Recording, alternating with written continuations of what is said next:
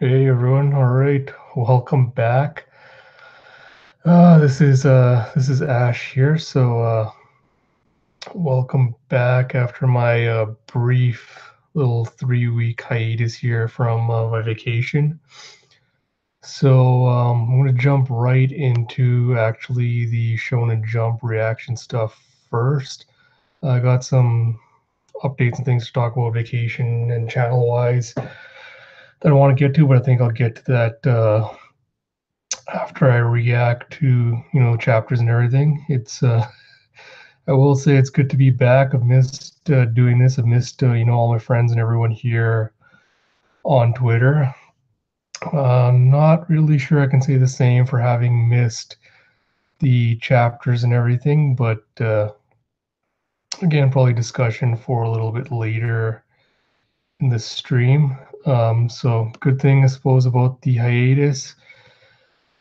I haven't been spoiled on anything too major. I think I saw one or two minor plot points coming in, but nothing too big. First, I was gonna do kind of a recording session and just do like each series kind of separately, but I think I'd rather just do all the reactions together. So this chapter will go through.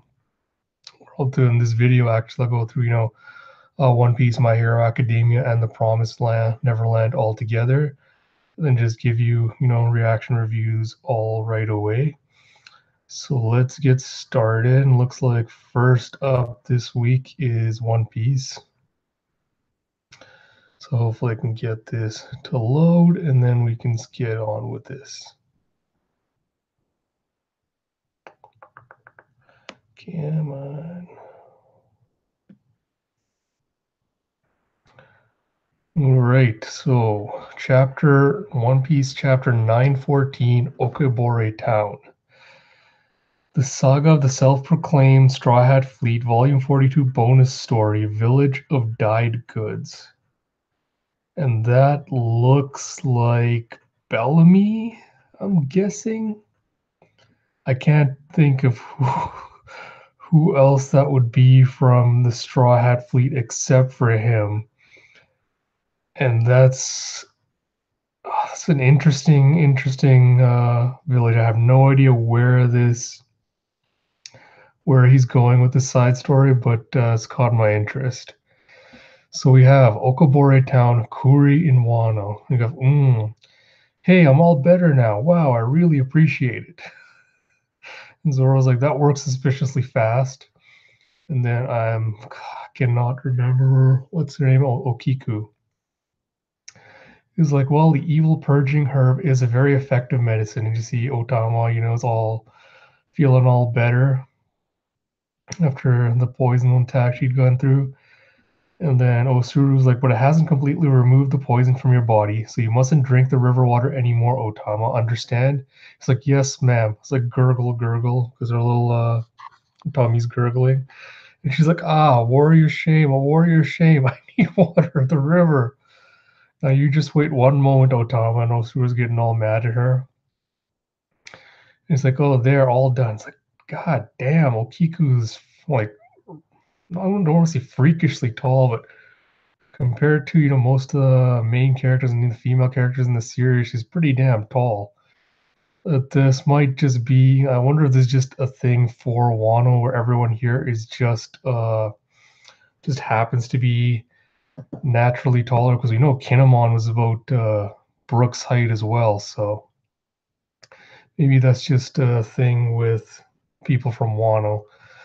But I guess we'll find that out a little bit later.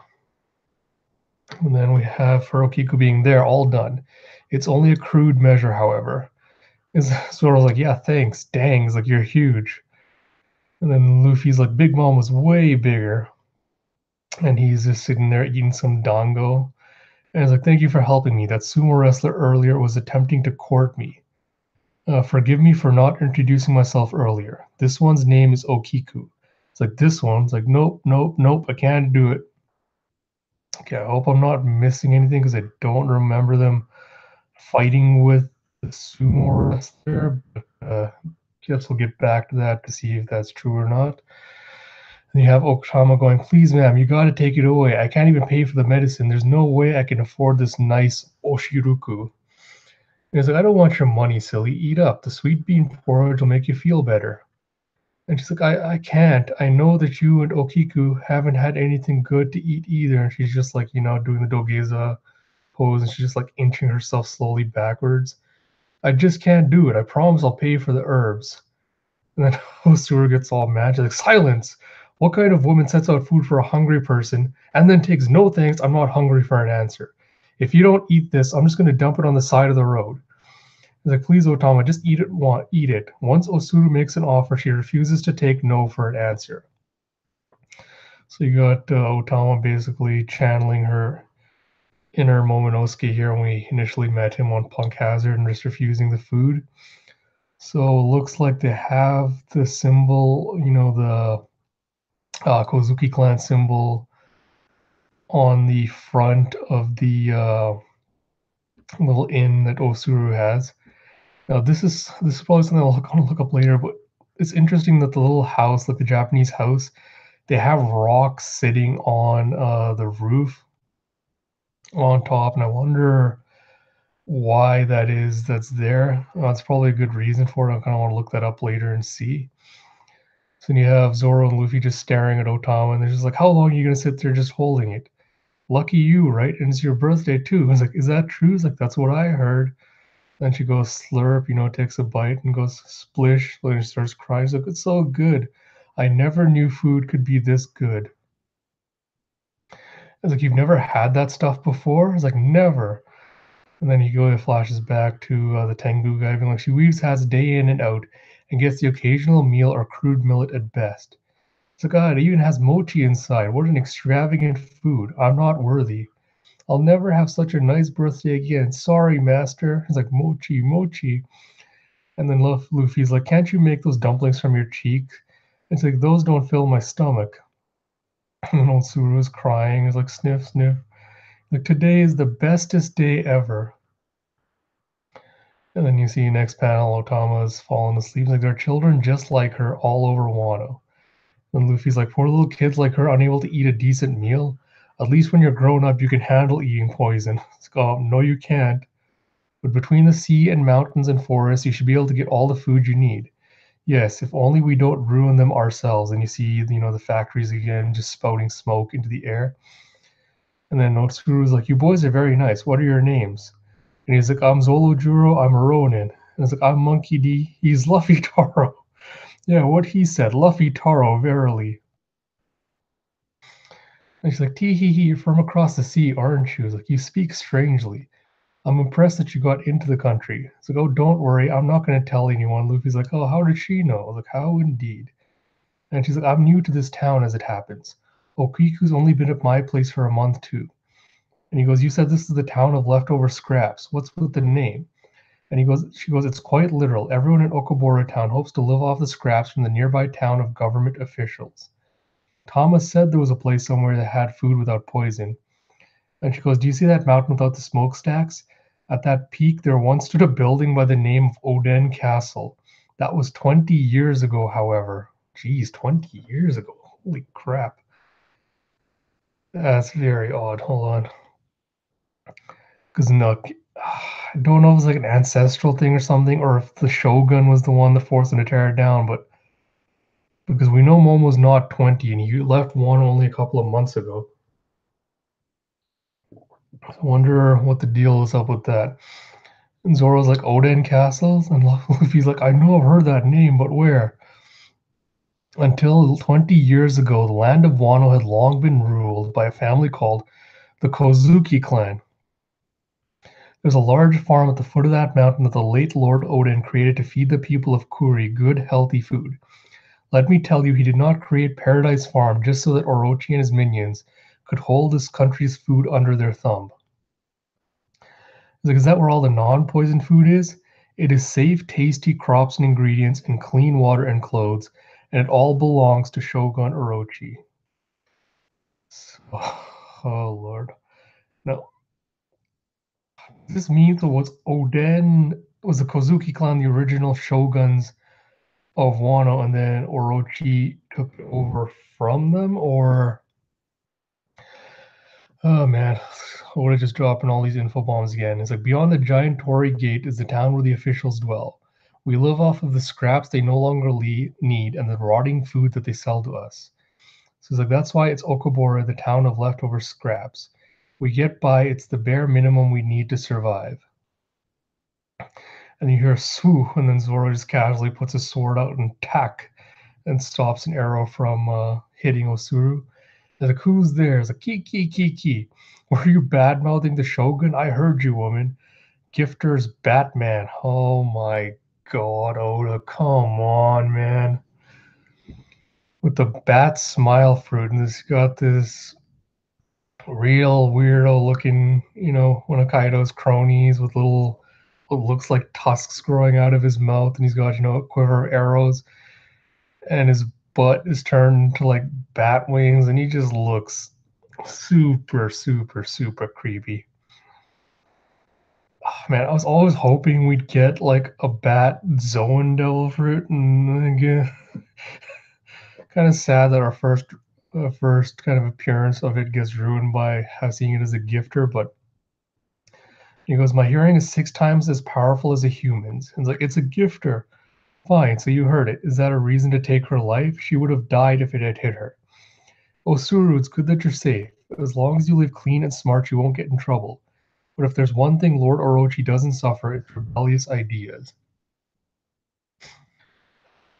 Oh, Lord. Okay, I just saw someone else coming in, and I'll get to that. So you better watch your back. We're on the search for thieves at the moment. And then he's like, foot, and he's like shooting more arrows. Food's been stolen from the farm over the last few weeks. That wouldn't be you, Ronin, would it? And Zoro's just like, ting, ting, and he's just blocking all the arrows. He's like, who are you? You blocked all my arrows. He's like, no, wait, a one-eyed Ronin? I've seen your likeness on the town notice boards. Ah, who the heck are you? And then it's like, stomp. Like, huh? And then Luffy's out, Tama. It's like, help me, big bro. It's like, ho, I'm uncatchable. I run 200 kilometers an hour. I'm getting kidnapped. And then you see Kama looking weird gifter guy. And his name is Gazelle Man with the gazelle smile fruit. He's wearing what looks like a sports jersey with, fishnet leg stockings. So then, oh God, what's her name? Okiku grabs the, I want to say the Wado, the second generation, not the Wado, the second generation Kitetsu. And then she goes, Otama, no, he's too fast. And then she jumps onto Koma Inu. He's like, take me to her, Koma Inu. Oh, God, okay. Oh, I'm going to fucking hate Oda for this. I swear to God, I'm going to hate him for this. She just took a katana. It's like, she said she can use a sword, but I've never seen it myself. It's like, wait, dog, take me with you. It's like, hey, me too. And then Okisuru's like, did his arm just like, oh, Fitaro, Zolo Juro. Like, why are they going after the kid? It's not clear, but we have to get her back. It's like, ki, and then they're shooting more arrows, at Koma Inu. He's like, it's like they've totally planned this abduction. It's like, it seems clear the destination is the official's town. There are 3 headliners in that area now. Hawkins, Hold'em, and Speed, and roughly 30 warriors with powers gained through mysterious artificial fruit. And she's like flipping through a little notebook. He's like, is that a notebook? Who are you? And then she goes, this one is a samurai. I swear to God, Oda, if you fuck with me and she turns out to be like useless, I'm gonna be fucking pissed, man. You don't play me like this. Like, Master Holden, come in. This is Gazelle Man. Let go of me. It's like, I've got the kid from the report, the one who tamed the baboon. And then you have, well done. She seems like she could be useful. Bring her here. It's like, yes, sir. It looks like someone with a lion Zoan. And then Otama screaming, big bro, Luffy. He's like, Luffy, Taro, Zoro, Juro. We must charge right in. Up ahead is Bakura, the town of officials and pirates. And then Zoro's like, let's go. I was like, are you smiling? He's like, Captain, we got trouble, Captain. It's Straw Hat and Roronoa. We're heading into Bakura town. He's like, Straw Hat's in Wano? And then Trafalgar Law is back. And he's like, "Hey, wait, he's gonna cause nothing but trouble." I was like, "Yes, exactly. We've got to stop those idiots." Aye, aye, Captain. And to be continued. Okay, I was coming back into this. I was expecting to not be impressed with the direction that Oda was gonna take. This arc. Oh man, I was not expecting much from these chapters, but oh god, okay. I swear to God, if Oda like messes with me and has Okiku become completely useless, I'm gonna be pissed. I'm gonna be so pissed. But oh man, okay, I'm excited for the next one now. So let's get right into it after we get into the other chapters. Overall, enjoyable chapters. We got a little bit more background on what exactly is happening in Wano right now. I'm holding on to the hope that either Momo or excuse me, saying Momo or Tama is going to join the crew.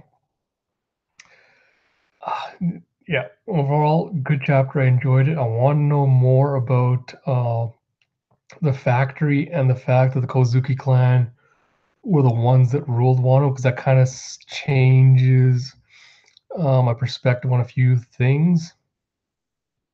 Other than that, good action chapter. Looking forward to what's happening next.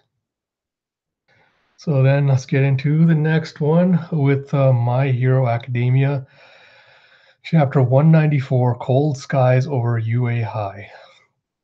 6:30 a.m. It's like I couldn't sleep a wink after that. Would you mind not getting so excited? Not enough cheese, perhaps? And then you have Ioma just talking to Deku. He's like, maybe, I don't know. Sorry for waking you. And he's just going for a morning jog, and he's like, whether I dreamed this or not, I remember it vividly. The instant our hands touched, the dream ended with the predecessor staring at me. So you see all the previous holders of, All for One. I like the one standing behind Nana who has like the little scar over his face. I don't know why, he's got the order like he does. It doesn't look like it's going in order of when they got their powers. And I'm wondering why he's got the two ones at the back still kind of shadowed out, because I'm assuming that's Toshinori with like the half kind of flaming one. So I'm hoping we get some more background on the other two. The only speculation I have is unless the other two are still alive, being the reason why they're still shadowed out, but I guess we'll have to wait and see. So it's like the first wheeler's memories. You really saw them? It was like also memories from All for One. You mentioned some seeing vestiges of One for All when you were young, right, All Might? Yeah, after that, my predecessor taught me about the vestiges. I couldn't have told you the whole origin story without that knowledge, in fact. I only saw up until he first received his quirk. That's when he started talking to me, only being at 20%, about the singularity. At the sports festival, you said they weren't actually conscious, but it sure didn't seem that way. It was like he spoke. I can't even say it's ever happened to me like that. My master never brought it up. As far as I know, you're the only one to experience this phenomenon. So it was not a dream then, real vestiges. Vestiges? There's all sorts of stuff stocked up in the quirk. I want this and that. I want to be this way or the other. Wherever you find power, there's sure to be feelings behind it. The feelings of all the users along the way get recorded in memory as part of the power. That's what I believe. That's Nana Shimura talking to Toshinori. It sounds kind of occult. It's like, or romantic, I'd say. So even if I die one of these days, we can always meet again within One for All. Romantic, right? And All Might's got his serious, like, thinking face. Like, All Might's like, huh, splort. And you said a burst of power woke you up? It's like, any injuries? Like, nope. Quick aside. So is he, with this talk about the singularity, this almost seems like he's insinuating that quirks are maybe conscious, like they have their own, like they're sentient. Is that's what he's talking about? Like, quirks becoming sentient. That kind of changes my perspective on, what happens. So does that mean if someone with the quirk dies, that quirk just passes on to someone else? Or is it something more like quirks are always all obviously are biological, but this kind of changes my perspective on uh like the transference of quirks, I suppose, or how kids get them, but that's all kind of complete speculation right now. So let's keep going. So that's good at least. All I know for sure is that I don't know what's going on with you exactly. Does singularity refer to the quirk singularity? Did something in you trigger this, or was it some external factor? But do you remember anything else? It's like, oh, I couldn't really see two of them. Deku pointing out exactly the same thing I noticed, and like, and your image is kind of fuzzy, All Might. Like maybe because you're the newest edition. Like, sorry, kid, there's so much I don't know. What I can say is that the power is your ally in all this, and we'll figure it out together. You bet. Another quick aside for this, I mean, this makes me wonder if then does that mean that powers can potentially mutate based on, the willpower of kind of your the user and how they view their quirk. Maybe it can help it mutate. All I'll say is this kind of giving me vibes about how I consider how devil fruit powers work. And I'm pretty sure it's not going to be, the same thing. I'm pretty sure like it's not like Horikoshi would have had probably the same idea as Oda, but just a lot of thoughts running through my mind. He's like, she reminds me of my predecessor. I was like, huh? My mom does? Like, yeah, her hairstyle. He's like, your master was really pretty. And All Might's like, yeah. He's like, anyway, you've got a special class this afternoon. Better get going. He's like, right. It's like, maybe I'll go and watch. Should be fun. It's like, fun? What do you mean? And Deku's freaking out. It's like, oh, I see you two are as chummy as ever. Oh, yes. Shinso's back. Yeah.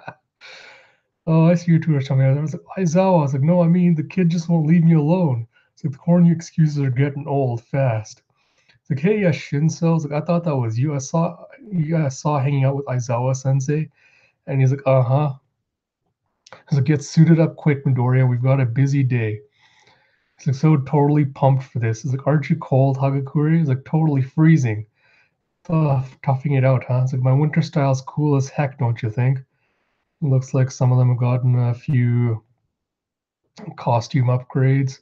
Momo's wearing a cape now, which okay, really doesn't do much for her. I like Froppy's new outfit. So all of her costumes have undergone considerable transformation since the school year began.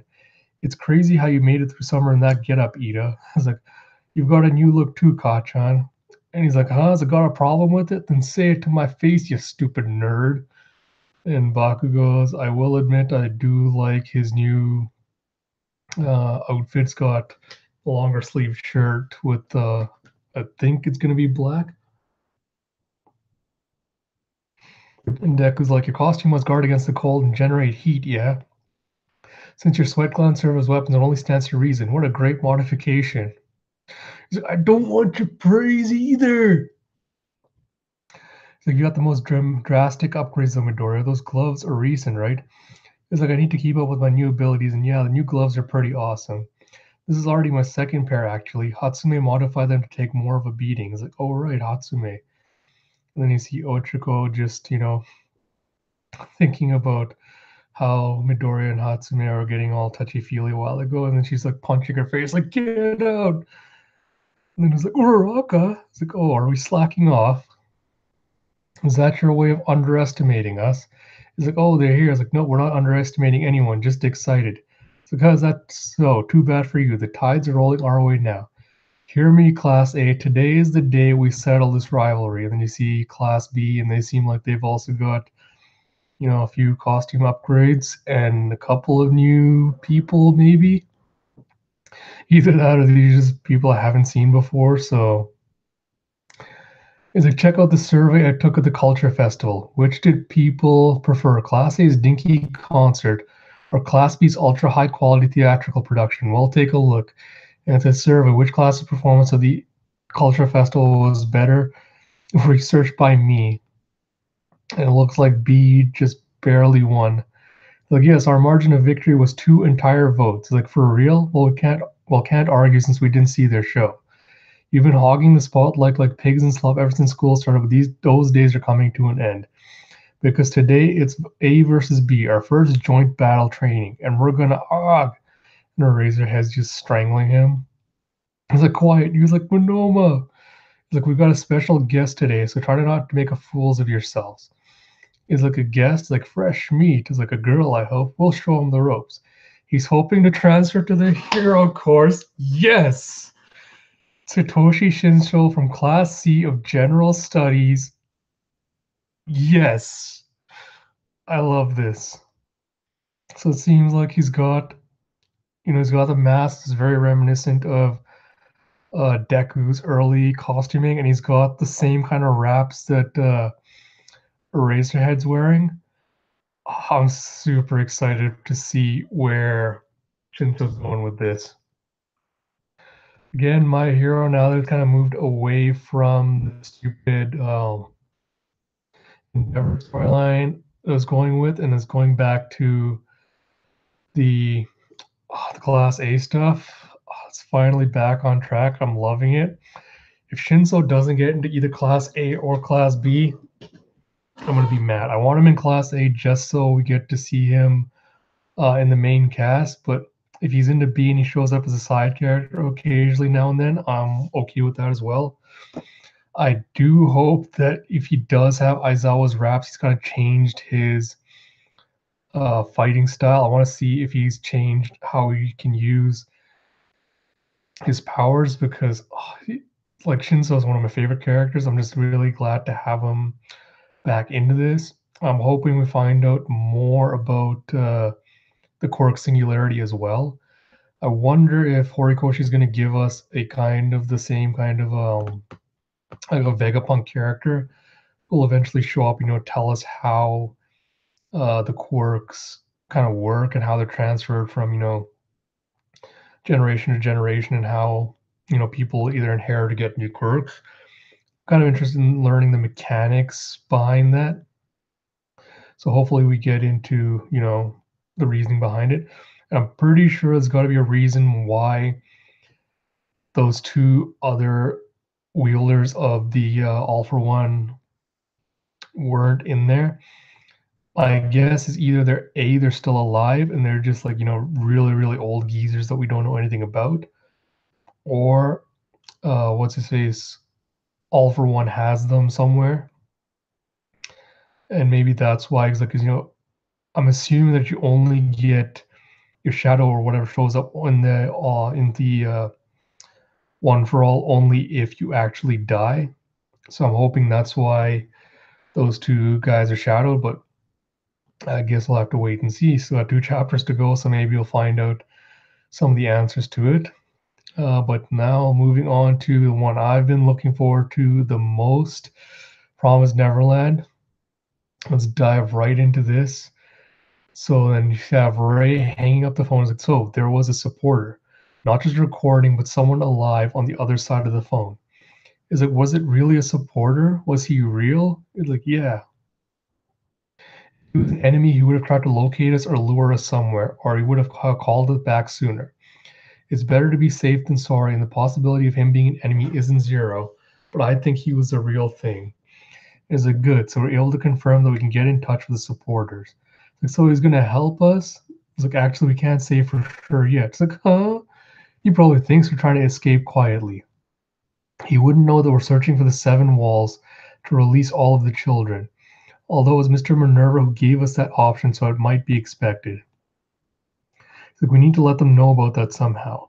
Like, but he's on our side nonetheless. Still, he seemed to be under some pressure. The message was short, and he was supposed to call back within 24 hours, but in the end, it took him a week to respond. Also, he can't meet us now. And Emma's like, it must mean the enemy threat is near. And Ray's like, well, it's good that we know that now. He'll contact us soon. He'll come for us. That's what the supporter said. We should set terms for phone duty so we can answer when he calls back. And Lucas is like, and we should have everyone learn Morse code too. He's like, yeah, and until he contacts us, I want to move forward as much as we can with the search for the 7 walls. So it's chapter 9, Kuvitala. So search for day and night with the eyes of the dragon of Kuvidala. I don't try to say that 10 times fast.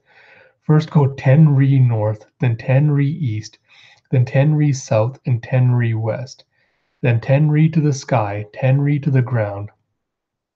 Quick aside, I think 10 ri is supposed to be like some unit of measurement, supposed to be like something kilometers, like it's supposed to be a standard measurement. I just know that because One Piece back in the Dressrosa arc, they use that same terminology for how far like Viola could see with her powers.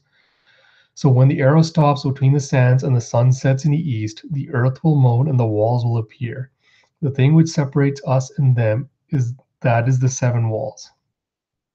So they're messing with us, right? Yeah, no matter how many times we read it, it seems like they've got to be kidding.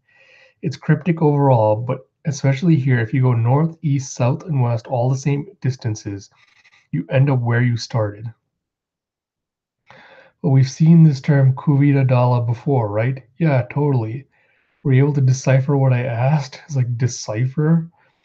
It's like the ancient manuscripts from the reference room, eh? But any book that touches upon the promise or demons are practically ancient manuscripts. This is totally worn out. How old is this thing? It's like Ray asked me to read it while you all were gone. We also have a different favor to ask. But it's not just that they use ancient language. There are some pages that have chicken scratches in an unknown language on the tattered paper. Those are in Latin and mirror writing, apparently. And Yuko's like, Latin? Mirror writing? So Latin was the common language of ancient Rome and its empire. Mirror writing is reversed writing as if it was written reflected in a mirror. That's clever. I can't believe you figured that out. It's like there was a Latin dictionary on another shelf, so it caught my attention. But I didn't have time before we headed to Goldie Pond, so I asked my siblings to decipher it. And once we read it, just as Ray suspected, it was a transcription of the notes of many people. The times and locations are varied, and probably the oldest among them is written in Latin. Maybe the notes of a servant of the Ratri clan who made the promise from 1,000 years ago. We only converted them to be legible and looked up the individual words, so that's only speculation. We don't know the exact content, but it appears in the text, the dragon of Kuvididala. The Kuvididala, is it a place or could it be? It's like most likely a location. On this map, here. The coordinates were added in. Are these the coordinates the same as the ones from the pen? Search for day and night with the eyes of the dragon of Kuvididala. I don't understand the rest of the hints either, but yeah, we should first go to this Kuvididala place. The coordinates are D528-143. It's like, it's pretty far. It's like, and who's going? The supporter told us not to move from here, and our first priority is to protect the shelter. Only a few can go. If it's a lot of us, we'll stand out. A select few, which means it would be Emma, Ray, Hugo, and so it'd be Emma and me, and then I'm thinking they're going to take Dawn along. There's got to be Dawn and Gilda. Yes.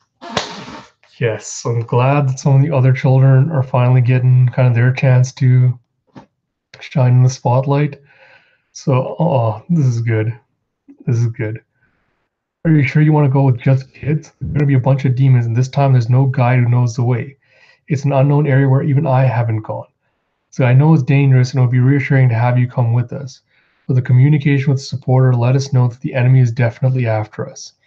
I'm sure they're searching for this shelter. That's why I don't want to leave it short-handed. This is our base where we all live. I want you to hide and protect the shelter and everyone. So don't worry, Dawn and Gil, they're very reliable. Yeah, they're fast learners. Even when we escape, they...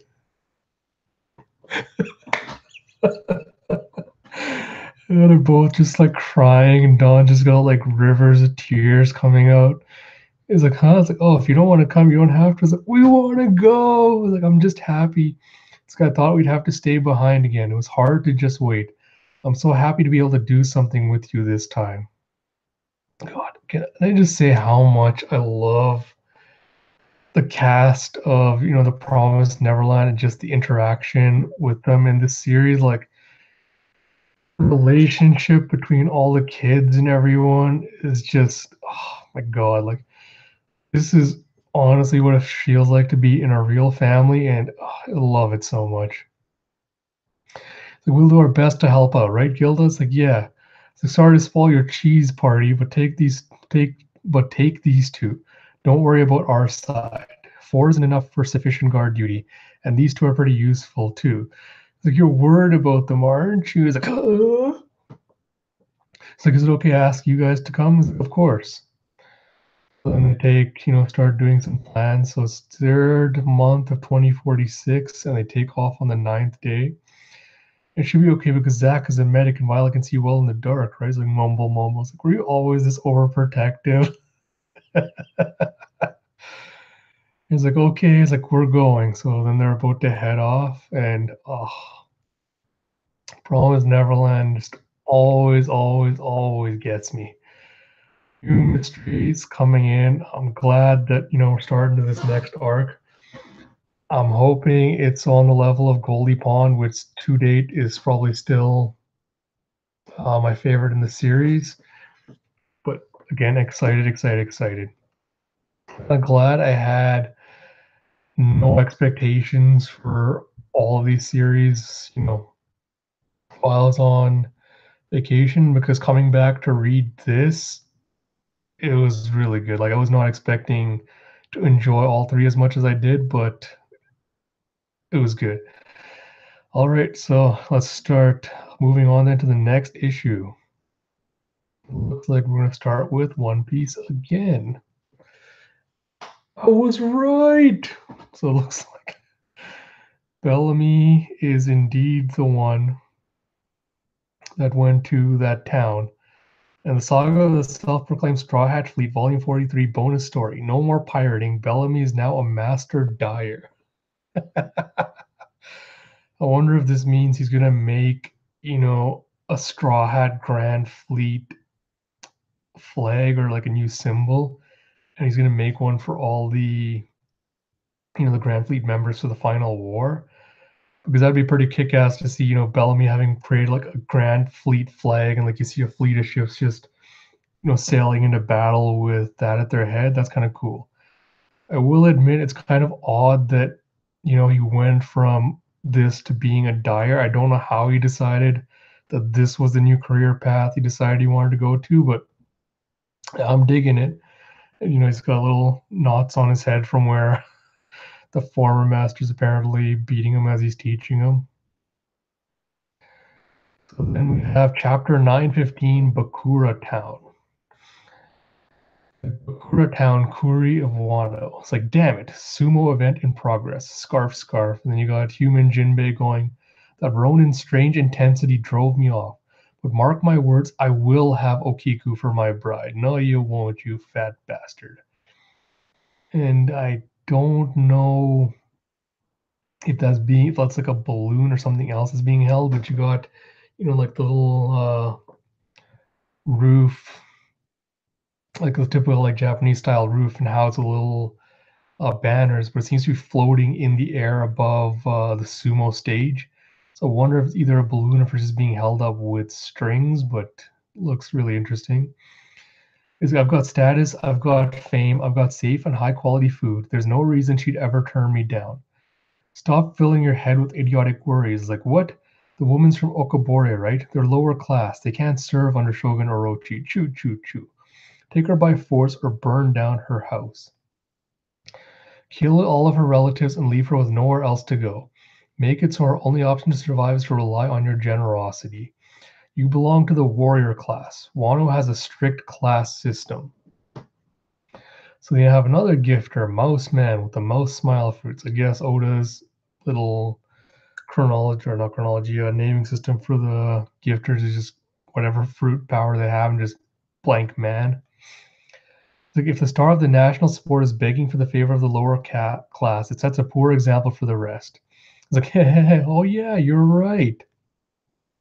I can do what I please with Okiku, and he just goes swamp, and he just smacks his food and drink and everything off the table he was eating in onto the ground.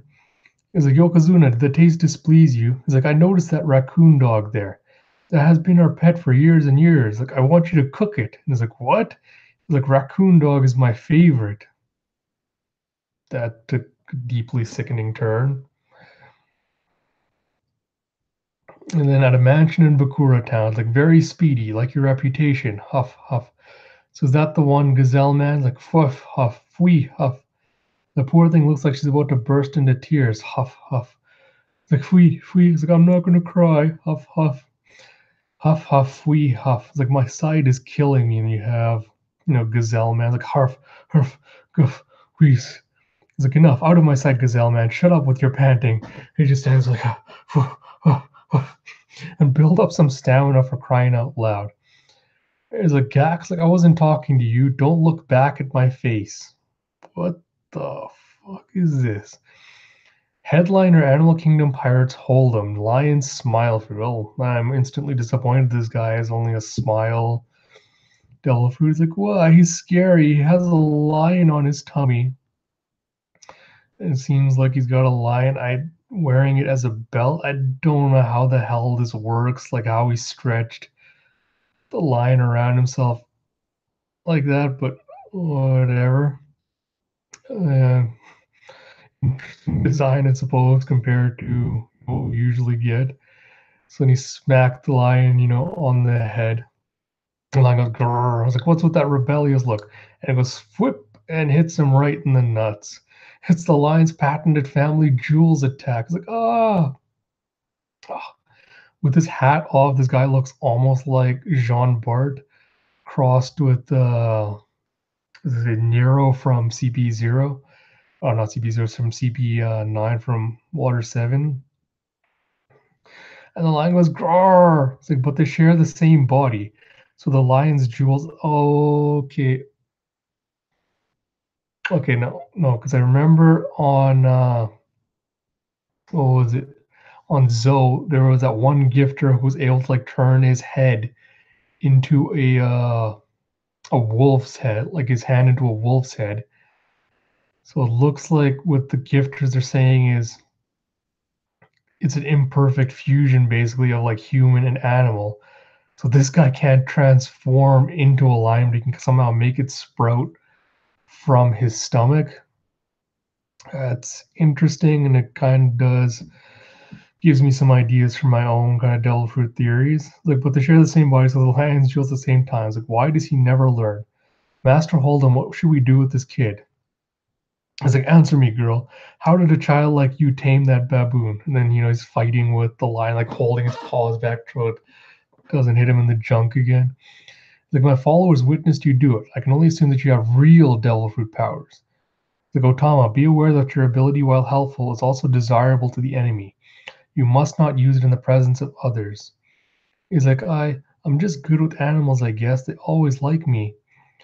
Like, but I heard that you tore off your cheeks. I was like, let's try it out. Hey, bring me my pliers. And then Otama's, like, big bro Luffy, big bro, help me.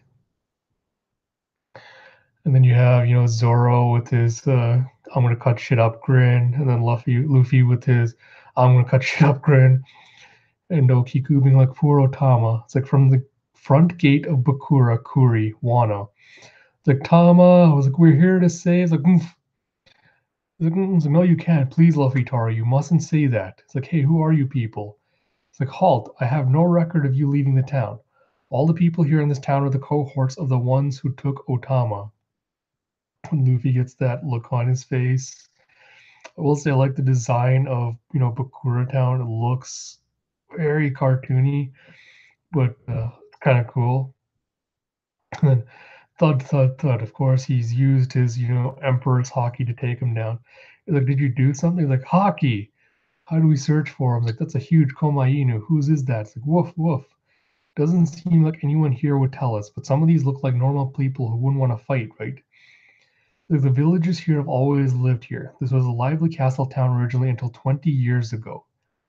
One day, Orochi's henchmen came and seized whatever houses they desired. Trying to think of a timeline, because Roger's execution was, what, 22 years ago? Or was it 24? So it seems like, this coincides right with the point where, at least close to Roger's execution anyway. I wonder if that had any bearing on when he came to power. I was like, they left. I wonder if Oden went to see Roger's execution or if he left Wano during some point at that 20 years ago, and that's when Orochi kind of came in and stole power when Oden wasn't there. So they left only the merchants handling necessities, and the rest were driven out of town. It's like, that's Bakura town for you. He's like, hmm? It's like, ah. And then someone comes flying towards them. They're doing something farther ahead. Like, well, a sumo wrestler just came flying at us, and he's got a huge handprint on his stomach. So you mean he was thrown all the way here just from the match? It's like, he's unstoppable. It's like, so mighty. Is there no way to defeat this man? The champion Yokozuna of the Flower City, Urashima. It's like, yeah, Urashima, he's huge. Yokozuna wrestler of Wano, Urashima. Still hoping that we eventually see Jinbei, take over for him. But I'm guessing Luffy's gonna come in and do his own sumo match with him. Like, but this is a special bit of public entertainment. A dream prize of 500 gold coins to the one who defeats Urashima. Does anyone here feel confident in his strength? Come one, come all, test your mettle. He's so tough we can't even set up a betting pool. As many challenges as you want, as long as you can fit within the ring. He's beaten 19 already. All according to plan. That prize is ours. And out of that total, how many broken bones have we had? 10 arms, 15 legs, 52 ribs, 4 skulls, and 7 spines. That's 88 bones in all, plus 4 contestants gone missing. His might is simply inhuman. Beat Urashima, you slugs. I put money on you. The undefeated monster, Urashima the Yokozuna. It's like, Urashima! It's like, take positions at the ready. He's like, whap. It's like, ooh. It looks like, did they just hit him and just go like, oh no. They came at him and he saw Okiku and he just slapped him out of the ring. He's like, Okiku, it's like, you came to see me after all. Have you made up your mind to be my wife? It's like, what? Urashima's wife? Did I hear right? Urashima has a betrothed in the crowd? That's one lucky lady if the Yokozuna himself has his eye on her. Why, this is an utter scandal. And she's like, oh no. And then she hides behind. See, this is kind of what I was afraid of with Oda pulling with Okiku. I'm trying to reserve judgment right now, but the fact that she's like, oh no, I have to hide behind the men because they'll protect me is not really sitting well with me. It's like, wow, this is another scandal. It's like, oh no, you realize you can't actually hide behind me? It's like Zoro's like, yeah, because you're too tall. But that's just what he's saying. It's like, oh Kiku, we're having a public event in Bakura soon. I'm going to put on a show, so if you're interested, you should absolutely come see. It's like, Otama, hang in there. Oh, Kiku has come to see me. Bring her here, boys. Like, yes, sir. It's like, you're such a player, bro. I look up to you so much. Like, hey, wait up, guys. Wait up, you guys. We're looking for someone. She's a little kid named Tama. Tell me where to find the boss of this town. She's bound to be there. Like, oh, I'm so jealous. She's going to snag that hunk. She might be tall, but she's just right for Urashima. It's like, eek. Zoro's like, why'd you let him take her away? It didn't seem right to slice up a naked guy. Oh, Lord. Exactly. Like, next page, I just saw this, and let me read the next page before I comment on this. Hey, isn't that the girl from the tea house outside? She's not high enough to enter this place. Is that true? Kick her out. She doesn't deserve to be here. Silence, commoners. From the perspective of the warriors class, you're all chattel. Whether any of you live or die is up to me. So come on, Okiku, come and be mine now. And she goes, this one knows of no person named Chattel. And then she takes the sword, cuts his top knot off. Oh, yes. And it's like, surely you jest. It is your heart that is truly low. Oh, my God. Yes. I did not like the fact that Oda is playing up the stupid, her pretending to be a damsel in distress bit. But I love that we're getting a badass lady samurai. And I forgot to mention it. Let me finish the chapter before I go into this, but it's like that the Yokozuna's top knot. It's like, that was sweet, man. Kiku was awesome. It's like, this is starting to get fun now. It's like, that should get the boss involved mighty quick. Again, loving the direction that One Piece has been taking lately. Oh man, okay, female samurai. This I love this because those of you that follow me on Twitter or have seen my One Piece 3 bingo know that one of my greatest desires for Wano has to been to see a powerful female samurai being Zoro's opponent. The fact that we now have Okiku having confirmed that women can be samurai in Wano really boosts that for me, and I'm so excited. I really, really hope we get to see more powerful, female samurai in Wano. And oh god, like I'm still hoping for Tashigi to come back, into the series at this point. And now that we've seen, there's powerful female samurai, I really hope this is the start of the reversal for, how Oda's treating women. God, such a good start. Don't let me down, Oda. Don't let me down. Like, I came into this with no expectations, and I had some ideas about what I wanted to change for my channel and videos going forward. I might reconsider that now because of how much I'm loving this, but we'll wait till the end. All I can say is One Piece is starting to hit its stride again. Oh, God, please, please, please, Oda, don't let me down, Wano. Okay, moving on to Promise Neverland. Oh, God, the series is gonna break my goddamn heart. So we go back to Grace House, and one of my absolute favorite characters, Phil, is finally back. It's like, dear Emma, how are you? He's like, Graw, the alien monster attacks. Come on, you two, play with me. He's like, I guess we have no choice. He's like, I'm well. Chapter 100, Arrival, and you see, Phil just sitting in the thing playing with, all these little toys. It's been 2 months and a lot has happened. Carol can say more words now. Phil. Oh, God, the series is just guts me every time. It's just super adorable. It's like my score went up, but I'm still losing to him. And mine, Sherry's scores have gone up. It's like, yay! Like Eugene, Charlie, and Milosh are well too. I'm guessing that's Milosh is how we're supposed to say that. But I don't know about the others. After the fire, oh man. After the fire, we were separated and sent to other related facilities. Same house under the same sky. We probably got split up among the other 4 plants. I haven't seen Mom since then. I don't know where she is.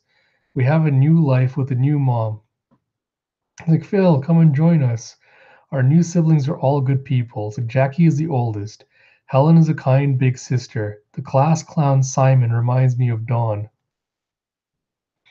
It's like, now everyone say goodbye to Simon. It's like, congratulations, Simon. I'm happy for you. It's like, don't forget to write to us.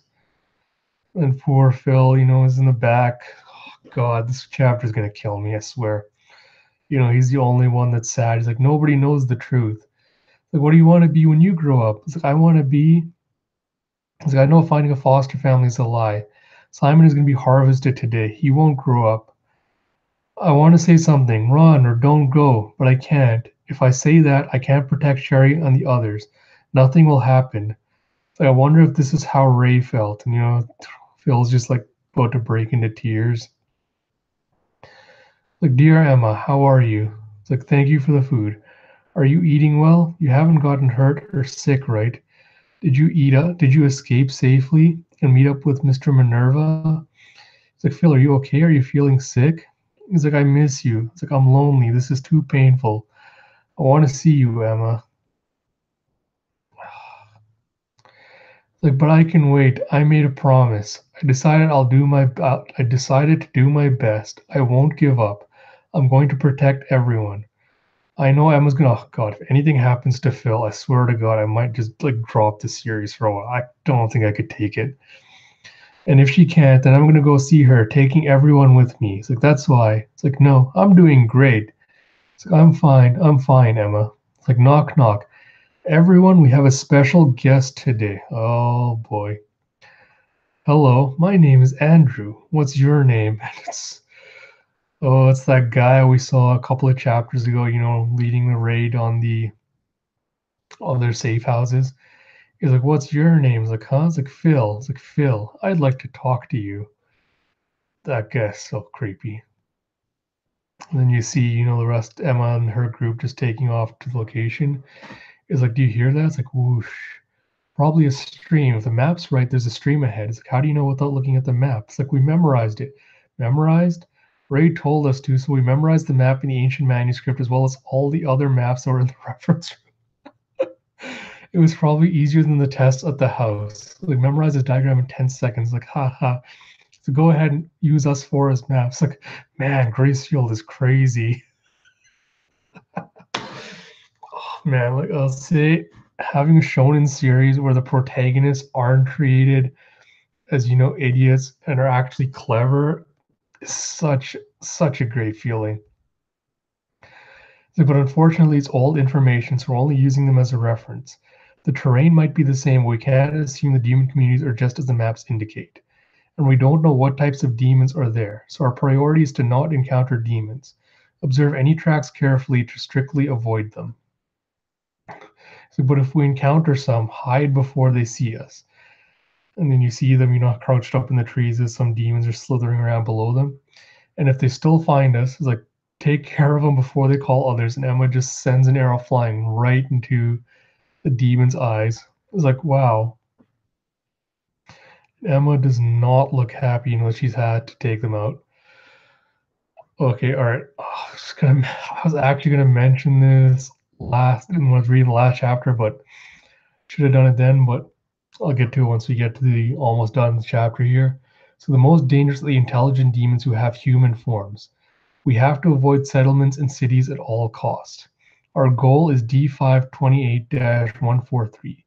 Is like, and then we're here. So this is Kuvidala, and it looks very, very similar to Stonehenge, which is what the reference I'm going to make last chapter was, because I'm not sure exactly how many stones are in Stonehenge. I was going to ask, is there 7 kind of areas to, that place? But again, great chapter. Phil is like my absolute favorite character, and I really hope nothing bad happens to him. And God, it's like setting up more and more mystery, and I'm loving every step of what we're getting so far. So far, chapters for all this series have been on a roll, so I'm expecting great things to continue from it. Let's see if My Hero keeps it up. So My Hero Academia number 195 Clash. Class A versus Class B. Shinso! So that explains the look you gave me earlier in the hall. Isn't that Aizawa Sensei's binding cloth? So the mask looks unique though. It's like, good to have you, man. He can brainwash those who respond to him, right? It's like, I didn't stand a chance. Midoriya got whammy too, but broke the spell somehow. It's like that was just a fluke, really. Actually, Shincho's brainwashing is what triggered the vision of the vestiges to start with. Coincidence, or does it go on, introduce yourself? Like, you can make all sorts of trouble with that, and without getting your hands dirty. Just don't try controlling us, okay? Like, haha. Shinso really reminds me of Purple Man from Jessica Jones, except if you hadn't been a rapey dick. I gotta admit, like, if I had Shinso's powers, I probably would totally use them blatantly for evil, but I gotta really admire his restraint with that. It's like I had encounters with several of you at the sports festival. Don't think that we're friends just because we fought. I'm not the type for displays of good sportsmanship like that. I'm already so far behind you all. I'm doing everything I can to catch up. Like, you wouldn't understand. You're naturally blessed. You people are born with your awesome quirks, getting to follow all your dreams. Please give me a Shinso quirk, because Shinso quirk, Shinso arc, because I totally dig that. So I'll be a great hero someday and strive to use my quirk to help people. So to me, all of you here are just obstacles to overcome. I'm not here to make friends. And then the house like clap. Like, wow, delightful. It's like, how stiff. Reminds me of pre-upgrade Roki. And the notes apparently the way Todoroki was prior to the sports festival. He's like, oh yeah? I was like, uh-huh. I was like, I like this guy. Like, let's get right to it then. Battle training time. It's a series of matches pitting Class A against Class B. The battlefield is one section of the athletic grounds Gamma. Both classes will split into teams of 4 and square off against another team. So athletic grounds Gamma looks a lot like the first one they did with All Might. The training area designed to resemble an industrial block, defined by a lack of wide open spaces, plenty of blind spots, and poor footholds. It's like both classes split into teams of 4 and square off against another team. All right. So 4-person teams should be fun. It's like, yep, fun. With Shinso added in, we've got 41 altogether. How do we account for him? Shinso will be participating in 2 matches, joining Class A for one and Class B for the other, meaning 2 of the 5 matches will be 5 versus 4. So that's not fair for the 4-person teams. The 4 students who have to incorporate the inexperienced Shinso are actually at a disadvantage. Having 5 members will give you the edge numbers-wise, but it's also a handicap. The scenario this time around is heroes trying to capture a team of villains. So think of the opposing team as villains. Capture 4 of your opponents to win. Villains do the team-up thing too, huh? Nice and simple, love it. So we're heroes, but the opponent views us as villains. Which role do we play up then? So let's go with heroes. Each team's home base is a cutesy-wootsy lock-em-up prison. The instant someone's thrown in the cage, the count is captured. It's like, what high stakes? And you got the saying, eternal regret and hard labor for 99,999 years. It's like the efficient strategy would be to disable the enemy near our own base. Easier said than done, probably. Capture 4 opponents to win. Is that what you meant by handicap? Yes, not only is Shinso inexperienced, but the 5-person teams he's on still loses if 4 members are caught. So that team's got to fight while carrying dead weight? It's like crap. So that's a nasty way to phrase it. It's like he's not wrong. It's like this guy's lights years ahead in the maturity department. It's like now, time to draw lots. Team 1 has Suyu. I cannot for the life of me remember Sugar Guy's name, but Sugar Guy. It's got Kaminari and God, what's his face? I can't believe I'm forgetting. Kirishima. I cannot believe I forgot Kirishima's name. And then from Class B, it's Kosei Subaraba, Hiryu Rin, Jurota Shishida, and Ibari Shiozaki. So that's Plant Girl, what looks like Beast Guy, some odd Chinese-inspired one, the little looks like a seal covering his face, and some weirdo. So you got Team 2, which is Hagakure, Tokoyami, Momo, and Ioma, versus Team 2, which is Mushroom Girl, Big Fist Girl, Shadow Person, and Comic Book Face. That's the descriptors I'm using. Then Team 3, you got Ojiro, Todoroki. God, I can't believe I'm forgetting these people's names, but multi-limb grower guy, and Ida versus Tetsu, some other dude, and bunch of random Class B scrubs. One with what looks like almost like the Daredevil from Netflix, you know, the black like half mask he has on, kind of like that, and some girl with, you know, really cutesy big eyes and horns. Then Team 4, you got Jiro, Bakugo,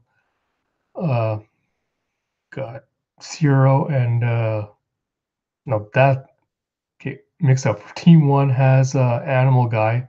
Team 4 has Sugar Quirk. And Class B has one with like the scale outfit, one with the shield and bandana, weird lizard turtle looking one with like the little blade jutting out, and Lamp Guy. And then Team 5 has Midoriya, Uraraka, God sakes, Acid Girl. God's sake, my brain is just dead today. I cannot remember her name for the life of me. Ashido. God's sake, I don't know what's wrong with my brain today. And Mineta, who hopefully gets captured immediately and then dies. And then for Team B, you got the annoying dude, Baseball Girl, Scanner guy from Dragon Ball Z, another girl with like the half face mask again. He's like, now you Shinso, you'll join one team from each class. So he's on from class B, he's in team 5. In class A, he's in team 1. So he's joining Suyu's group. And then in team class 5, he's joining the annoying guys group against Midoriya. He's like, I know you said all that stuff, but heck, I still want to be good friend. I want to be friends. Good to have you. It's like, tell us how your quirk works. Like, with those looks, you must be popular with the ladies. I can tell. And he's just like, thanks for having me. He's like, I like you already. You seem ready to crush that rotten Class A into the dirt. It's like, please ignore everything he says. And he's like, thanks for having me. He's on Class B's Team 5. You got a rematch with him, Deku. He's like, okay. I was like, still wondering about those vestiges, but for now. With Shinso all powered up, I'm excited to see how he fights. And then Shinso puts on his mask. It says teams start at their home bases. The time limit is 20 minutes per match. If the team runs out, the team with more remaining members wins. It's like All Might and Midnight are here. Is love in the air? Cut that out. I don't mess with older men. Which class are you betting on? It's like hard to say. Class A's gotten strong, dealing with one disaster after another, but judging from the data, Class B has actually grown more. They've avoided trouble and worked on bringing out their potential. It's like now match 1. Class A with strength honed by real danger, or Class B with steady improvement via hard work. It's like I can't wait to see what's basically knows about the others capable of. So let's stick together and overwhelm them with our numbers. Should I put some distance between us so I can do my thing? And then apparently Suyu has now the ability to camouflage. The camouflage, huh? Pretty apparent once you know she's there. Not too far though. You don't want to end up alone. It's like true enough. I kind of get scared of Shiozaki given her range and track record with me. That's a plant girl who took down Kaminari in the sports festivals. Like, well, I'll start by taking down whoever's got the nastiest quirk. So you get in the hang of the Shinso. Like that much would be obvious to anyone. Like, huh? It's like, which means we ought to eliminate Ibarra. Well, our foes are likely to go after Kaminari first, or probably Shinso with his powerful brainwashing and relative lack of experience. Like, thanks for having my back, guys. We want to set this up so you two can go all out. The cool is like, thank you. He's like, found her already. He's like, Shiozaki's advancing on the left. She's alone. They're coming towards us while using her vines to search. Not all that pumped about going after a girl, but come on. I don't need that nonsense in this. And then you have, bam, Roaring Rage. It's like, huh, Kirishima? Suyu. So we took Koda's search method into account. We knew you'd be our most aware of Koda. That's Animal Guy's name. We knew you'd be most wary of Shiozaki. She was the bait while I snuck up on you all. Giving you time to prepare would have allowed Kaminari to do what he's best at, so a brutal head-on attack was our best option. He's doing good. I've got a nose for these things. Jiroda Shishida, Quirk Beast. So he's basically Beast Man from X-Men. So going into Beast mode grants him a massive boost to his strength, hearing, vision, and sense of smell. But the transformation also makes him wildly enthusiastic. It's like training my quirk gave me a new move. It's like discharge now and you'll injure your allies, Denki Kaminari. It's like air prison. It's soundproof solitary confinement. And you have Shinso going flick. It's like, now wreck them, Shishida. It's like, you got it. And we're done here. It's like, how are you talking with my voice? It's like that mask, like persona chords. Oh, okay, I have to know what's going on here. That's interesting. Okay, so My Hero chapter was good. Looking forward to where this is going. Honestly, it seems like Shinso is going to be the star on both the teams that he's on, because it seems like he's kind of pulled almost a Deku where he knows how to take advantage of the teams better than the others do. Silence during the part where the other guys were telling what was going on makes it seem likely that he completely disagreed with them. I'm looking forward to finding out what exactly that mask of his is going set to do. Last, almost caught up now. Last issue to catch up with. So far, all the series have been on a roll, and I'm loving that. I will say I'm a little bit disappointed that we didn't really get to see a uh, a cover page for Promised Neverland for last week since it was the 100th chapter, but can't complain too much. So we got another One Piece color spread. Not a big fan, so it's basically Straw Hats having summer barbecue. I mean, it's very pretty. You have Chopper, playing with what looks like sparklers, with a little squid standing next to him. You have Zoro, I think, eating noodles. You have Frankie combing his hair. And you have Nami just standing there, in her swimsuit. Luffy looks like he's about. Luffy looks like he's about to break a watermelon. And then Brooke, Robin, and Usopp seem like they're, barbecuing. Not a big fan of Robin's look in this spread either. Honestly, is decent, but not my favorite by a long shot. Anyway, so now into the chapter. So chapter 916, Wano Sumo. And then you see, the top part of the ground is like flap. It's like, look at Urashima. Not only do that women reject him, she cut off his top knot. And he's getting all mad at her. Like, oh, Kiku, you betrayed me. And he gets all Big Mom scary face. He looks almost like from Dragon Ball. Oh, what's it called? The monkey transformation when, Goku and them go into that form. It kind of looks like that. He's like, how frightful. He's got the face of some demon god. And she's like, oh no, what has this one done in front of so many people? Please have mercy, Sir Urashima. I'm kind of confused about what the hell is going on with Okiku because, on the one hand, badass female swordsman.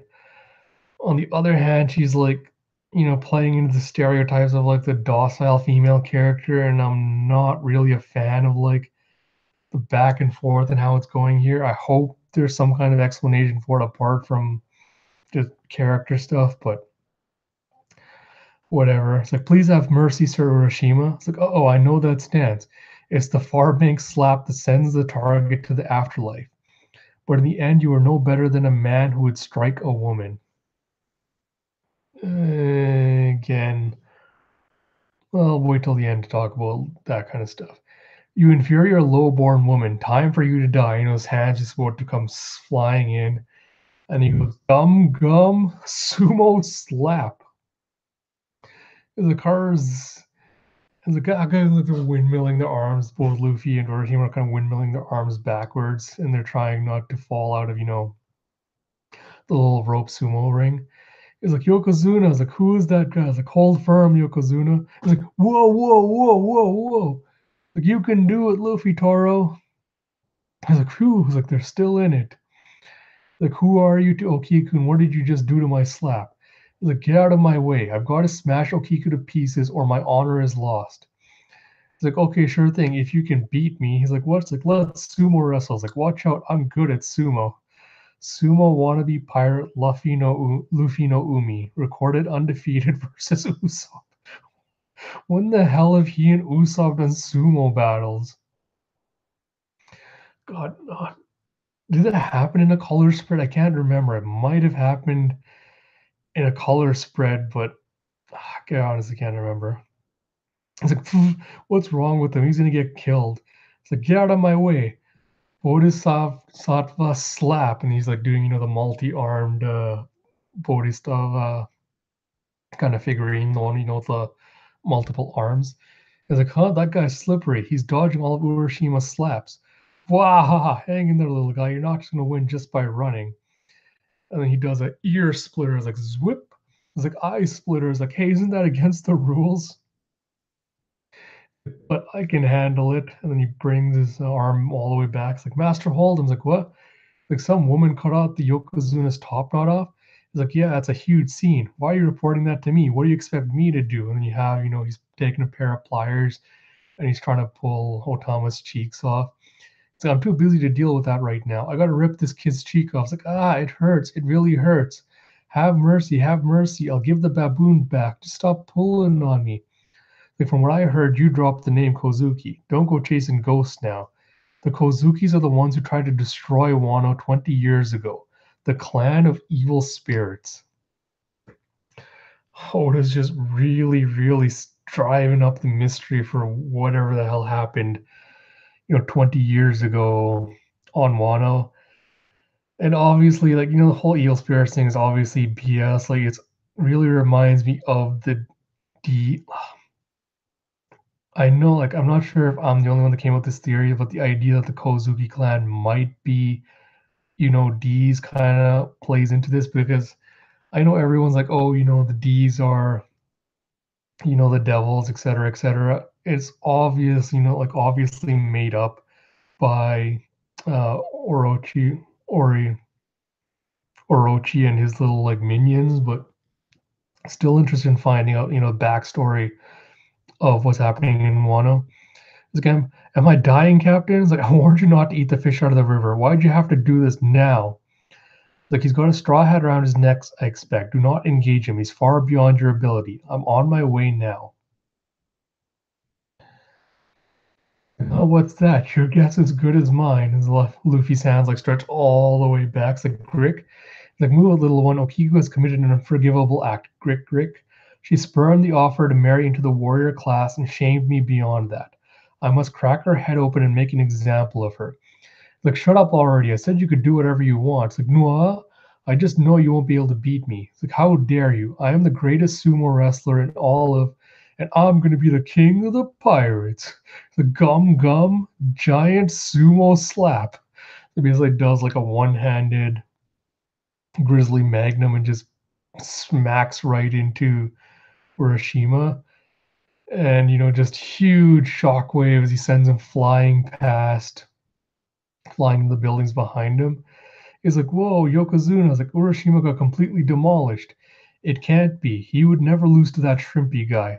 He's like, yikes, what? It's like, it's him. It's the guy who sliced up the magistrate. It's like, oh, Zorojuro. It's like, yeah, so what? It's like, aye, don't tell me he's in on this too with that tough swordswoman and the sumo kid. Who are these people?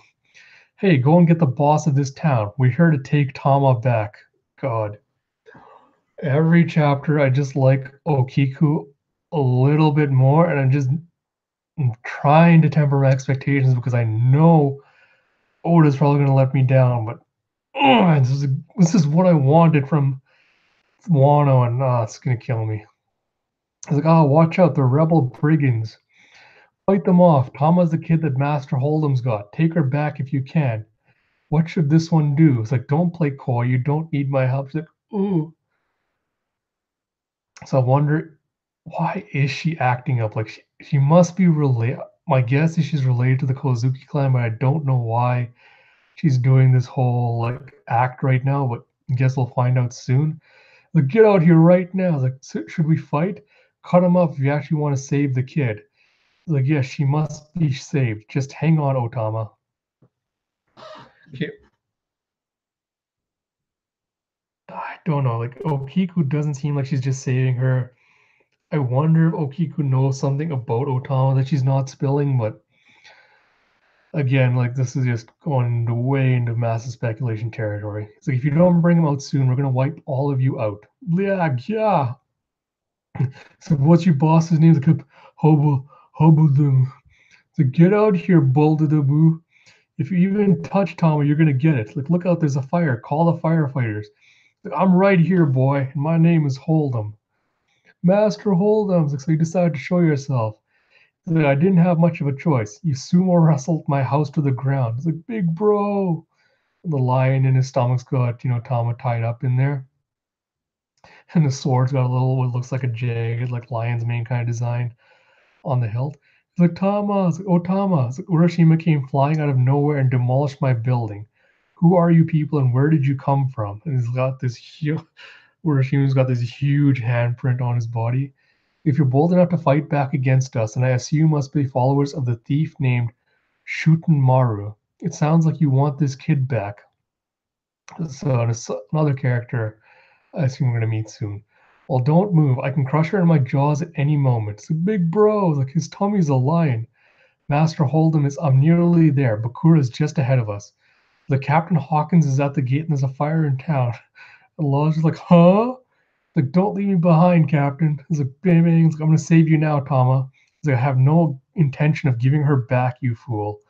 And then One Piece will be off next week. Of course it will. The week after I get back, it has to go on break, but what can you do, I suppose? Again, I'm loving the chapter stuff so far. One Piece is last three chapters have been really good. I hope we get some flashback stuff soon to, say, hmm, what exactly happened 20 years ago, but I wasn't so sure. Like, Wano started off typical and it's slowly getting better, but I'm so wary of trying to get my hopes up right now because I don't know. God, like Oda's hitting all the right buttons for me right now, but past experience is not giving me a lot of confidence. That said, I really hope, really, really hope that this is honestly like the shift I've been looking for in the series going forward. Because I really want Wano to be one of the best arcs in One Piece. And man, if this can reinvigorate my love for the series again, I'll be happy. But I want to kind of get into that later at the end when I discuss some other stuff. But moving on to My Hero Academia. It's like first I have to focus my attention on the target and think this is who I'm going to brainwash. Once they respond, the brainwashing takes effect and they automatically follow my commands. A strong physical blow will break my hold, but even that depends on how I initially take control. Brainwashing multiple targets at once is probably impossible, though I haven't tried it. It split my focus too much. Chapter 196, Make It Happen, Shinso. Loving this chapter already. Still, it's a powerful skill to use when they don't know it's coming. It's like, but I can't command the target to speak or use their own brain anyway. For example, if I held up a sign with Suyu Asui and said, write this, the order would work. But I couldn't make them draw on their own knowledge to produce the name. What's the frog girl's name? Write it down.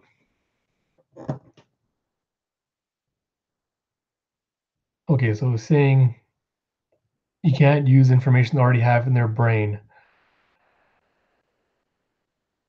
So he's saying you can't extract information from their brain, is what I'm guessing. So like kind of interrogation work wouldn't be basically be able to like interrogate people if you tried. So looks like they can follow orders, but you can't make them do more than that. Like it's too bad that most heroes' gimmicks become common knowledge. Basically, you want people ignoring you. It's like I also have this kind of like an extra set of vocal cords. My persona chords mask acts like a modulator. Since my quirk's effect doesn't work if I speak into a mic or megaphone, all these little plates shift around and resonate to modify how my actual voice sounds when it projects. Meaning it's a voice modifier, right? Well, it makes you super strong, man.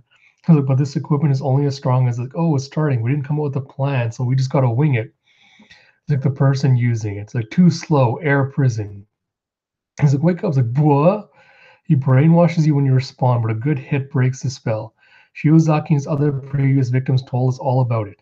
They didn't mention a moist modifier, though. I now reckon for real. We have to stop the big guy. And his arm just like whipping around. It's like, guys, I can't have that. So go on, touch me for a real shock. And Kaminari just discharges like as his arm gets electrocuted. It's like, ouch. Despite getting hit, he still followed through. And then Suyu grabs the other guy and like, gotcha. Like, toss him in the slammer, Suyu. He's like, what? But I blocked him. And the beast guy's chasing them, and then Kirishima and Shido are just stopping. He's like, come, little ones, lend me your great strength. And he's like, red gauntlet. And then Beast Boy goes, human mode. So when his beast quirk activates, he grows in skies. And he's like, and once more, beast mode. So he basically like spins through the gap between Kirishima and Shido, and then he reactivates his beast mode. He's like, you're the only one who can match my strength, Kirishima. How do you like this? and send them flying towards Shiozaki. The Shiozaki's advancing on the left. It's like, it's like a bereft little lamb from the heavens. It's like he's too strong, can't speak. It's like Coda. I can't even get his name right, apparently. So it's a Coda, and then a Kaminari sends out his little discs flying, like, sniff. Like, I know you're there. The Coda isn't coming quietly. Carrying him around will only slow me down. It's better to retreat for now. That's two of yours for only one of ours. We've got prisoners already. Shishida and Subaraba's wild ploy paid off quick. It's like, my bad, Coda. If she got me good.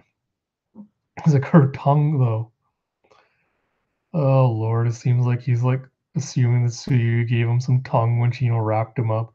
Both teams have 3 members left, but Class B has a psychological advantage. Bakugo cracked these things like it was nothing during the sports festival. That guy must have made him tougher. Class B is strong. Will these fearsome moves from my precious students finally be the thing to put Class A in its place? Like, you're the best, Vlad King Sensei. Like, come on, you're totally biased. Like, Shishida's strength is wild. Like, his sniffer's no joke either. Judging from when he whipped out the capture cloth, his reaction speed in battle has a ways to go. If they want to take advantage of Shincho's strengths, they need to. It's like, what now? So you feels like we're losing. Learning the ins and outs of Shincho's quirk took a lot of time. We just weren't prepared for them. I should have been quicker with my binding attack. Sorry. He's like, click, click, click. He's like, no, I should apologize for putting you on the front line. My poor strategizing was to blame. We can seriously get hurt during full-blown battle training, but those are some slick moves. You even managed to save me. So I guess I'm trying to say good job. You said you're not here to make friends, but I'm a fan already. He's like, yeah, you're cut out to be a hero for sure. It's like, whatever. So what's our plan now? It's like, I have an idea. It's like, Kaminari locate our target. So you, like, pulls down her suit. It's like, I don't know. Is she producing some kind of slime? I don't know if this was an ability she had before. It's like, me, the decoy for a sneak attack? Such a sinful deed deserves a good lashing. So she's apparently got, like, her face. Fine Girl's got some kind of weird religious thing going with her whole theme and quirk. But losing Subaraba hurts us. It's like a lashing, but it worked out perfectly. Only 3 of them left, and we captured 2. It's our win. The secret's out about Shinso's voice modifier, so we just gotta snag him. And then we can totally ignore the real pain in the butt Kaminari. Oh, Lord. Like, what's her thing is based off, like, Jesus and, like, the crown of thorns designs what she's got going. What is this? How'd you even notice that, Suyu? Amazing. It's more amazing that you didn't notice it. Stick to him, Kaminari. The targets stick to whatever surface you shoot at. Also, the display lens glasses always show you their position. We've got 3 Asuis heading for us. Oh, what? So I still have to teach them that such schemes are steeped in sin. Did she? Suyu make? Is Suyu just becoming a ninja and, like, making clones of herself now? That's sick. That's really sick. Honestly, all the women of My Hero are vastly, vastly underutilized, and this is a perfect example of just that. And good chapter. It's good to see that Shinso, it would be kind of off if he'd all instantly joined and, like, instantly was able to match, all the other classes speed for speed, but I'm looking to see how well he adapts in this battle going forward and how well he works with the other teams. I really hope he joins Class A. That would make me so happy. I probably have to give that chapter another reread just to see if the explanation for his voice modifier wasn't completely clear. So I'm probably going to have to do another reread just to kind of pick up on exactly how it works. But so far, all 3 chapters of all 3 series have been major hits. So I'm glad that wasn't a bad chapter so far. So moving on to the Promised Neverland, it's like, I'm going to make this a world where there are no pursuers. We're all going to the human world. To do that, we'll find the 7 walls and see, weird symbol to make a new promise. First, we need to go to this place called Kuwitadala. 52 days later. Man, that's long. 52 days since they left the hideout. That's a long time. So this is Kuwitadala. It's like stones, no ruins. Look, Ray, it's written here. The Kuwitadala has a dragon and its eye can see through everything. Everything comes to Kuwitadala seeking that eye. Kuwitadala is a town of dragons. That's what it said in the ancient manuscript. Do you really think there are dragons? Oh, please, that would be so kick-ass.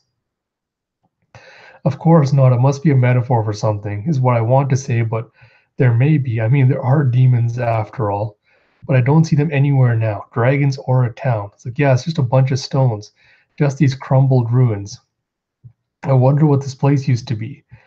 And then Emma sees, an arrow pointing to the left. Like, I wonder what this place used to be. What's important isn't the dragon or the town, it's what the eye of the dragon is. Search for day and night with the eye of the dragon of Kuwitadala. It'd be great if there's some kind of hint among these ruins. And Emma finds an eye, and you have this kick-ass image of, this dragon, like her standing on this water, like a dragon just flying underneath it. And it's got seems to have like the same kind of eye shape as the demons. And she sees a flashback into the scenes from the past. There's three demons, worshipping around the stones, and you see them making the pact. He's like, "What's this? Could it be?" And then you see a demon, making a pact with the humans, wearing like decorative ritual gears. Like, could it be? Like, there's scenes from the past. How rare a live human. Is like a child, a demon child? No, but right now you are just watching. Like, you need to come properly next time from the entrance.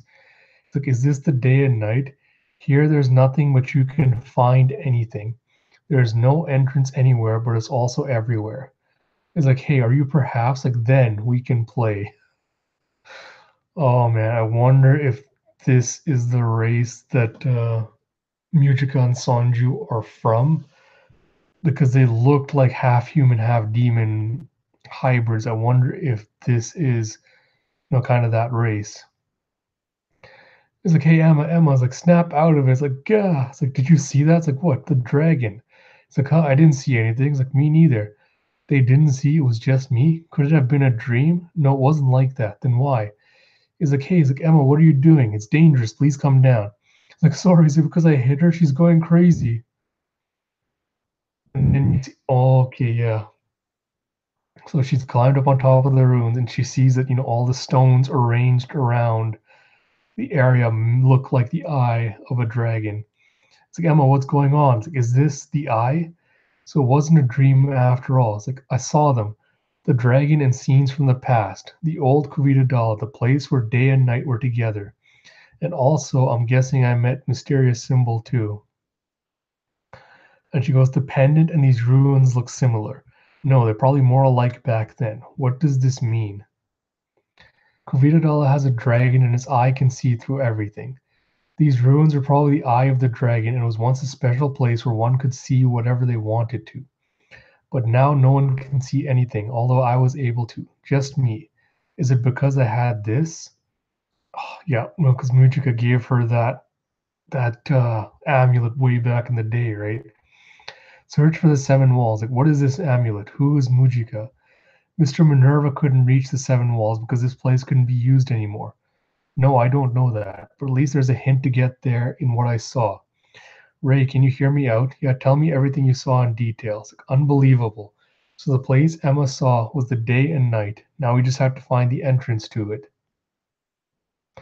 So it looks like the demons used to come, give offerings to the people that are here.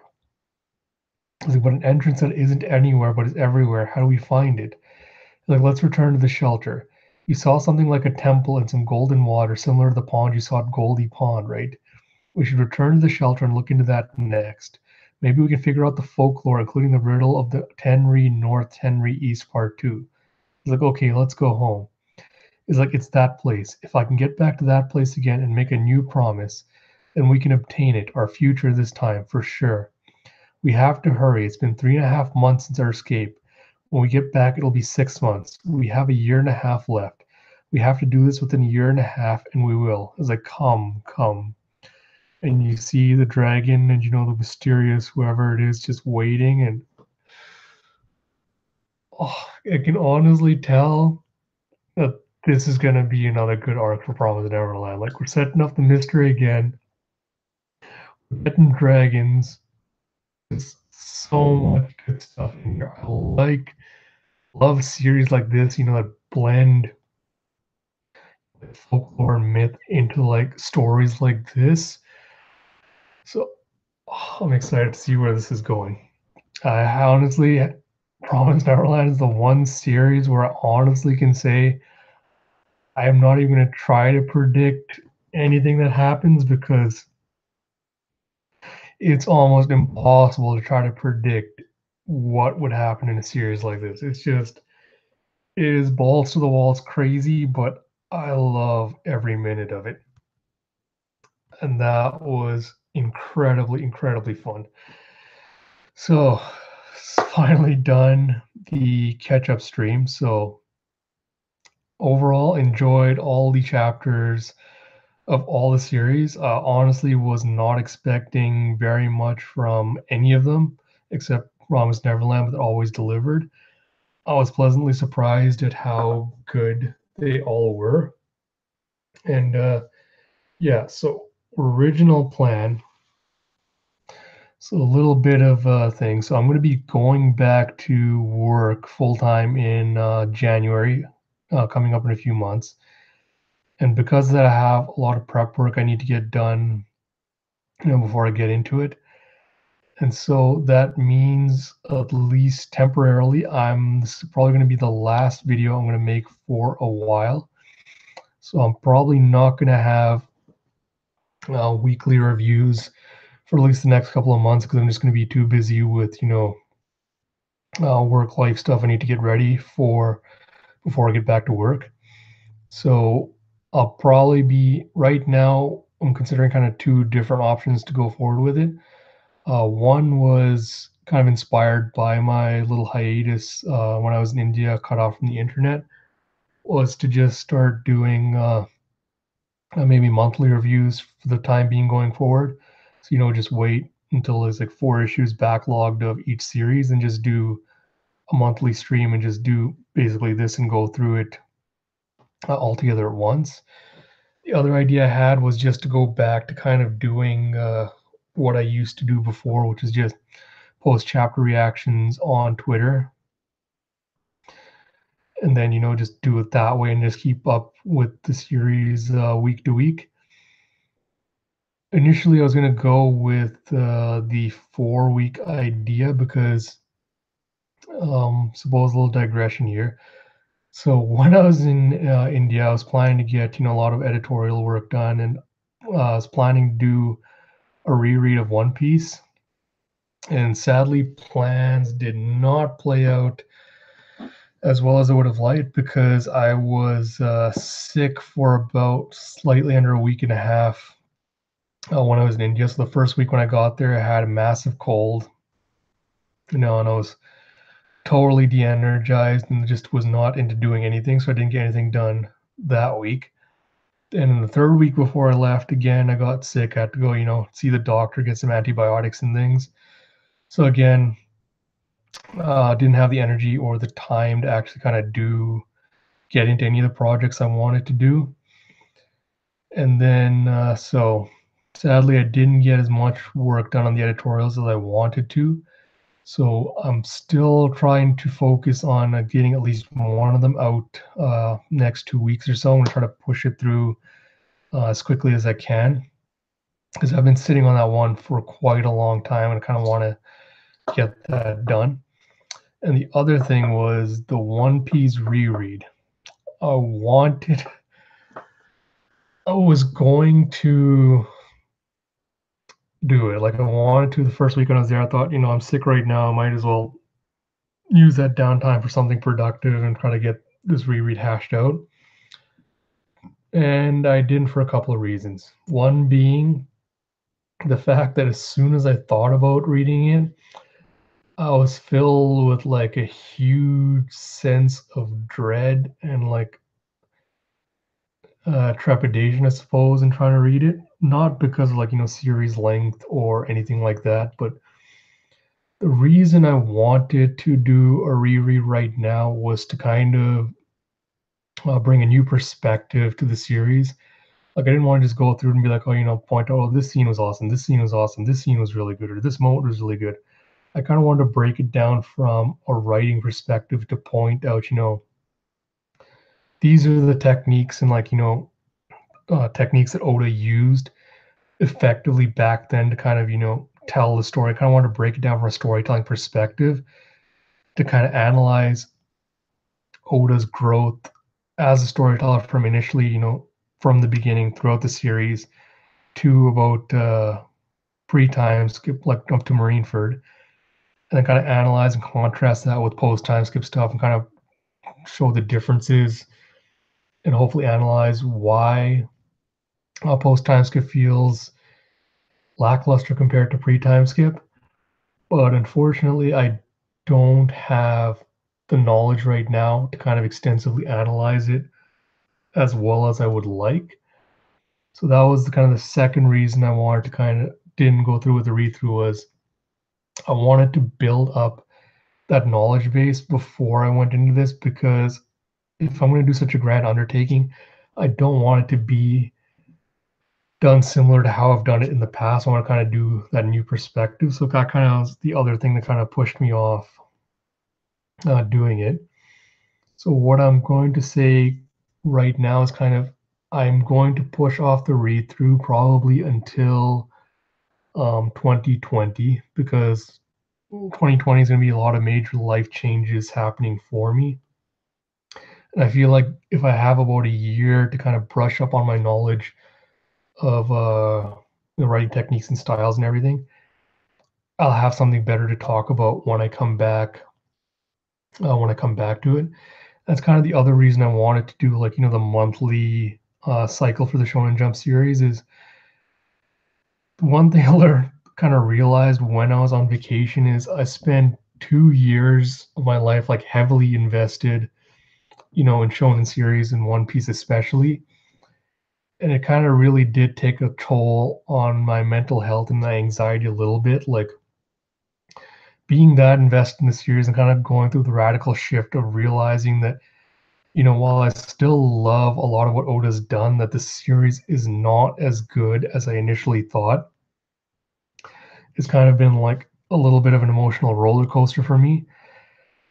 So when this 3 weeks, it's kind of stepping away from One Piece, not being involved in, not being reading the chapters, not reading the series, not thinking about theories or anything, kind of really helped lower my anxiety drastically and kind of made me a little bit calmer and happier, I suppose.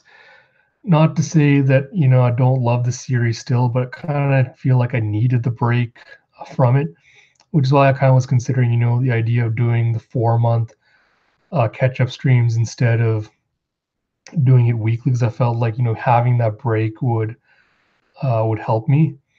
I might still do that. I feel like I still need kind of the break from the series, but I'm not sure because these 3 chapters kind of got me excited about it again in a way I didn't think they would have. So I might do, just a weekly Twitter reactions as normal, but I'm probably still planning to step back and become at least more of a casual fan of it. Hmm. But that's something I'll have to look into. But I feel like I need that break before I dive back into doing any kind of serious read through. That being said, 2020, I will probably save the reread for then. I feel like giving me, a year's break from that will do me some good. When I do it, I probably will do it as a live stream.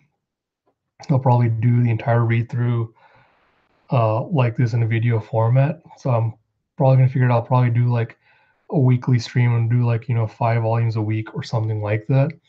I feel like that'll also make it easier for me to kind of talk about the writing styles and techniques because it's always easier for me to do it on a platform like this where I can kind of ruminate a little bit on it and kind of hash it out and explain it rather than trying to put it on Twitter where ideas won't always come through as clearly as I like, and it kind of would make it probably easier for me to facilitate conversations going forward for that.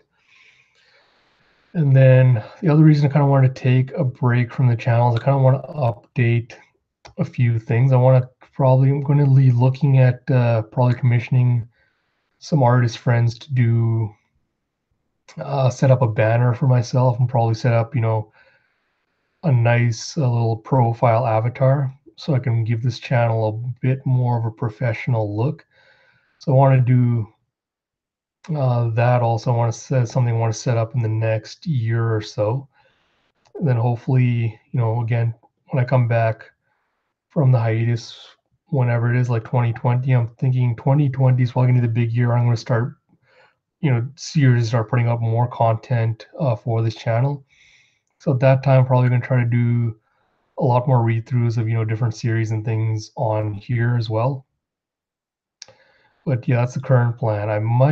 This doesn't mean I'm not going to um, make videos for like a year or so. I'm just going to cut back on how long I make it for. The next 4 months at least is going to be a brief hiatus. Like I just won't have the time to keep doing this every week.